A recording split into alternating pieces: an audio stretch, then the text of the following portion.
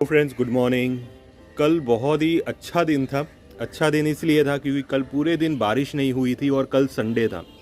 तो ये जो कॉम्बिनेशन मिलता है तो हम गार्डनर्स के लिए सबसे बेस्ट कॉम्बिनेशन होता है, क्योंकि ये एक ऐसा दिन होता है जब हम फ्री रहते हैं और हम अपने गार्डन के जितने भी पेंडिंग काम हैं वो सारे कंप्लीट करते हैं। तो कल का पूरा दिन फ्रेंड्स मेरा यही गया था, यानी कि जो भी मेरे गार्डन का पेंडिंग काम था, जो मेरे गार्डन की सफाई थी, क्योंकि हर जगह पत्ते ही पत्ते हो चुके थे। क्योंकि बारिश की सीज़न में खास करके अगर आपके यहाँ लगातार बारिश हो रही है, कंटिन्यूस आपके यहाँ 10-12 दिन तक बारिश होती रहती है, तो ऐसे में फ्रेंड्स आपके गार्डन के ऊपर जो फ्लोरिंग्स के ऊपर बहुत सारे पत्ते जमा हो जाते हैं और बारिश में आप साफ़ सफाई भी नहीं कर पाते। तो कल का दिन फ्रेंड्स मेरे लिए बहुत अच्छा था। कल सनलाइट भी आई थी और बारिश भी नहीं हुई थी, और बाद में मैंने अपने गार्डन का पूरा काम कंप्लीट कर दिया, सफाई की, और बाद में कुछ अरेंजमेंट्स ऐसे थे जो मुझे करने थे।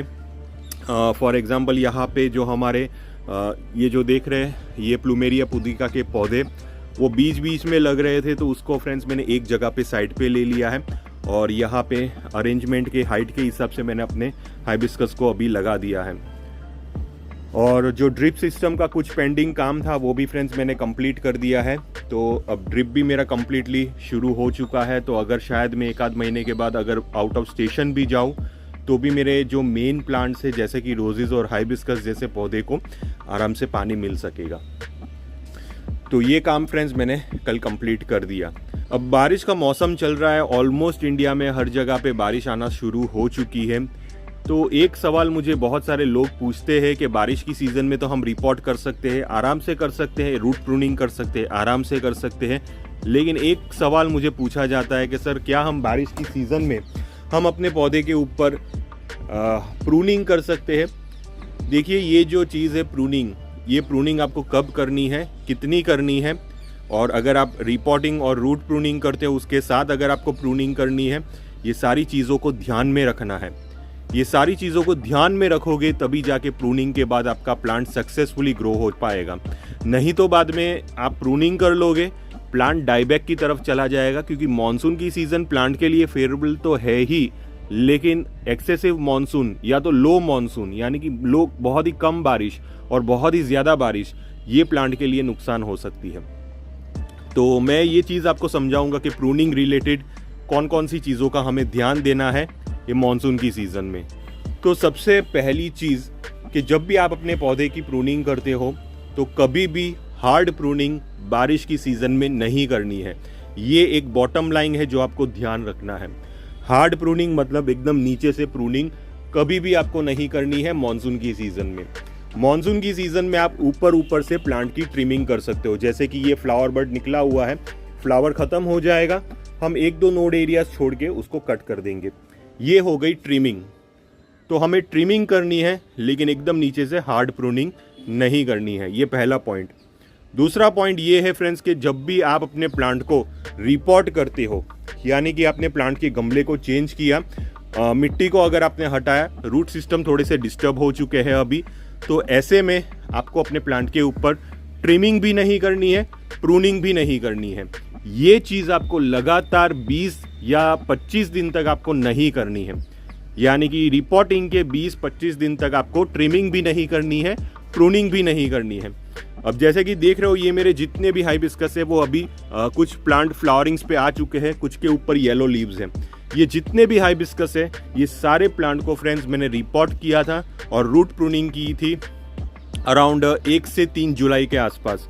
मैंने सारे प्लांट को ग्रो बैग से हटा के मैंने ये 12 इंच के गमले में उसको डाल दिया है। मैंने इसके रूट सिस्टम को कट किया था, मिट्टी टोटली हट चुकी थी, तो प्लांट टोटली स्ट्रेस में आ चुका था। मेरे यहाँ लगातार 10-12 दिन से बारिश होने की वजह से प्लांट ज़्यादा स्ट्रेस में नहीं गया। हाँ, लेकिन प्लांट के ऊपर से पत्ते गिर रहे हैं येलो होके, यानी कि प्लांट अभी स्ट्रेस में है। उसके नए रूट्स अभी डेवलप होना बाकी है। नए रूट्स डेवलप होंगे, उसके बाद प्लांट के ऊपर से नई शूट्स डेवलप होना स्टार्ट हो जाएगी। ये सारा प्रोसेस करते करते प्लांट को 20 से 25 दिन लगते हैं। उसके बाद फ्रेंड्स आप अपने प्लांट के ऊपर ट्रिमिंग कर सकते हो। यहाँ पे भी आपको ध्यान रखना है, हार्ड प्रूनिंग नहीं करनी है। इससे प्लांट के ऊपर से नई शूट्स बाहर निकलेगी और प्लांट आपका फिर से 1.5 महीने के अंदर अंदर फ्लावरिंग्स पे आ जाएगा और बहुत ही अच्छी फ्लावरिंग्स करेगा। तो मॉनसून की सीज़न में ये काम आपको पहले करना है अगर आपको रिपोर्टिंग वगैरह करनी है, लेकिन रिपोर्टिंग के दिन ही आपको ट्रिमिंग वगैरह नहीं करनी है। 20-25 दिन का गैप छोड़िए, उसके बाद ये काम कर सकते हो। तीसरी इंपॉर्टेंट चीज़ फ्रेंड्स, आपको फर्टिलाइज़र और ट्रिमिंग क्या हम दोनों साथ में कर सकते हैं? देखिए, फर्टिलाइज़र और ट्रिमिंग आप दोनों साथ में कर सकते हो। जिस दिन आपने प्लांट के ऊपर ट्रिमिंग की है, आप अपने प्लांट के ऊपर फर्टिलाइज़र का स्प्रे भी कर सकते हो, रूट्स में भी फर्टिलाइज़र दे सकते हो, उसमें कोई दिक्कत वाली बात नहीं है। जैसे ही आप ट्रिम करोगे और रूट्स में या तो स्प्रे करोगे फर्टिलाइज़र का, तो बाद में आपके प्लांट को एनर्जी की ज़रूरत होगी, फर्टिलाइज़र की ज़रूरत होगी न्यू शूट्स प्रोड्यूस करने के लिए। ऐसे में आपको 13-0-45 और 0-0-50 यानी कि पोटेशियम बेस्ड फर्टिलाइज़र का यूज़ करना है, मैग्नीशियम का यूज़ करना है यानी कि एप्सम सॉल्ट का यूज़ करना है। ऐसे फर्टिलाइज़र अगर आप यूज़ करोगे तो आपके जो पौधे हैं वो जल्दी नई शूट्स प्रोड्यूस करेंगे। ये कुछ ऐसे 3 चीज़ें हैं जो आपको ध्यान रखनी है अपने प्लांट्स को। बारिश की सीज़न में अगर आप प्रूनिंग वगैरह करने वाले हो तो ये चीज़ का खास ध्यान रखिए। अगर ये चीज़ अगर आपने मिस कर ली, अगर इसमें से थोड़ी बहुत गलती कर ली, तो बाद में आपके प्लांट डाईबैक भी हो सकते हैं।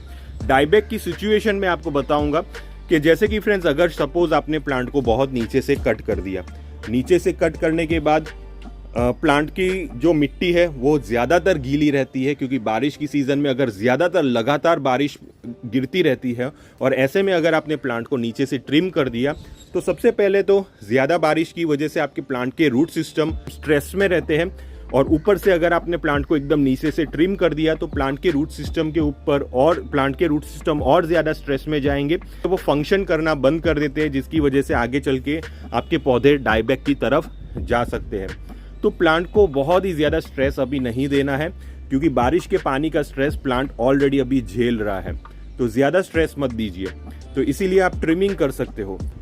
तो उम्मीद करता हूँ फ्रेंड्स कि आपको आइडिया आ चुकी होगी कि ट्रिमिंग हम कर सकते हैं, हार्ड प्रूनिंग नहीं करनी है, और जो ट्रिमिंग वगैरह आप करते हो, रिपोर्टिंग करते हो, तब कौन कौन सी चीज़ों का ध्यान देना है ये मॉनसून की सीज़न में।